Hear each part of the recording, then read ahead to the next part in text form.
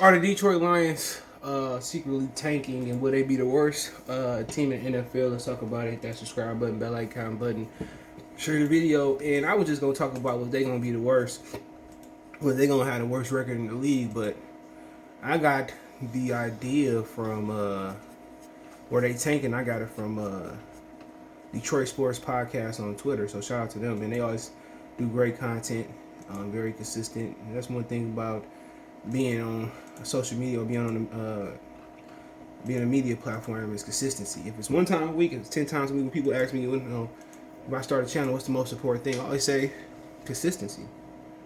I always say consistency. So that's huge, man. But I mean, to answer, would they be the worst team in the league? I mean, they got the fifth hardest schedule. You know what I'm saying? And it's supposed to be a rebuild. They want to They want to use. They want to use. They want to use reload, like the Pistons. But like I said before, they got the worst record. They had one of the worst records, but they got one of the toughest schedules. And like I said, they do us no favors. But let's see. Let's see. See if we can. But then again, things change too. Teams that's injuries. That's what make the NFL so great. Injuries and players falling off a cliff. And in the NBA, you kind of can see. You kind of can see somebody falling off a cliff. But in the NFL, some players just fall off a cliff at once. So the people who got a tougher schedule is our whole division. Minnesota 5th.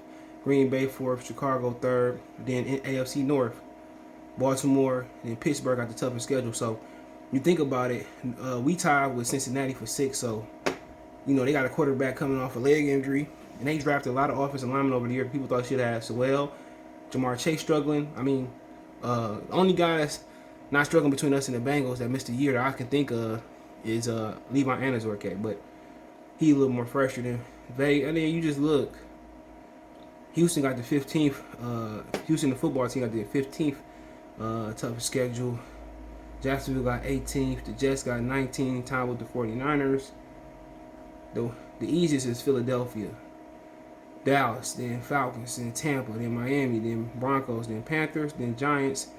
So, like I said before, I think obviously us and Cincinnati in the boat. Obviously, if Aaron Rodgers go down, that could be 2 wins. Chicago, we could split with them. We could beat them twice. So honestly, I say this: after game one, I give you a better synopsis. But I think we still won off Minnesota. We still won off Chicago. So that's 2 wins, right? I think we still won off Cincinnati. So I think that's 3. I think we might get one off Atlanta and off Philly. That's 4. So I mean, about 5-6 wins maybe. I don't do the prediction, so I don't know, man. Injury if Jared Goff go down, we gonna have the worst thing. And all the guys they said that was gonna be top quarterbacks this season struggled last week. But then again, college different. Spencer Riley threw a pick. JT Daniels was trash. Only one that looked good was Bryce Young yesterday. But like I said before, there's going to be a quarterback that's gonna come out of nowhere, and obviously they shaking the rust off right away, but it's going to be a quarterback that come out of nowhere, and people are going to say, damn, where he come from? Just like Robert Griffin III. So, I mean, we gotta wait and see exactly what's going to happen as far as that. But, I mean, like I said before, man, did Florida play yet? I don't think Florida played. I think Florida might play over the weekend, so I really can't tell you about Florida right now. But I like their quarterback, Eric Jones. He waited his turn and got some Wildcat-type snaps behind old boy last year. Was it Sam? No, it wasn't Sam. What's his name? Kyle Trash. So he got some reps behind Kyle Trash. So I like Emory Jones a lot. And right now, I don't know what year Bryce Young is in. But yeah, they played Florida Atlantic last night, and they or whenever they played them. Yesterday they blew them out. Emory Jones, he threw 2 picks yesterday, so he struggled too. So I don't know, maybe he ain't what I thought he was. So let me see what Bryce Young is. I think he probably his second year. Yeah, sophomore. So yeah, second year. So he got another year at least. to do his thing. But he only 6 foot, so that's gonna be he probably in actuality really 5'10". They be lying in college, so I don't know what the prize be right now. So it's just a wait and see approach, you know. So I don't know what the prize is right now, but we just gonna have to wait and see. But will they be the worst team? I can't say right away. I'm gonna need about a quarter of the season, 2 or 3 games to see. Cause I think the first game it'll be a little bit knocking the rust off. So that'll be the first game. I think knocking the rust off will be the first game. So I mean, you just gotta wait and see and take that approach. But moving on.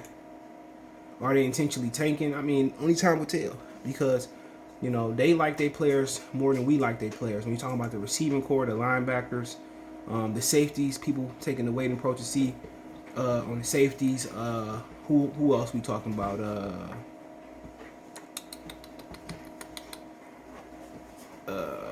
The backs, the tight end depth, the D line ain't played together. But as far as talent issues, you're talking about linebackers, safeties, receivers are the 3, and quarterback are the top 5 biggest issues they have it right now. So like I said, it's gonna be a wait approach, a wait and see approach, the dogs.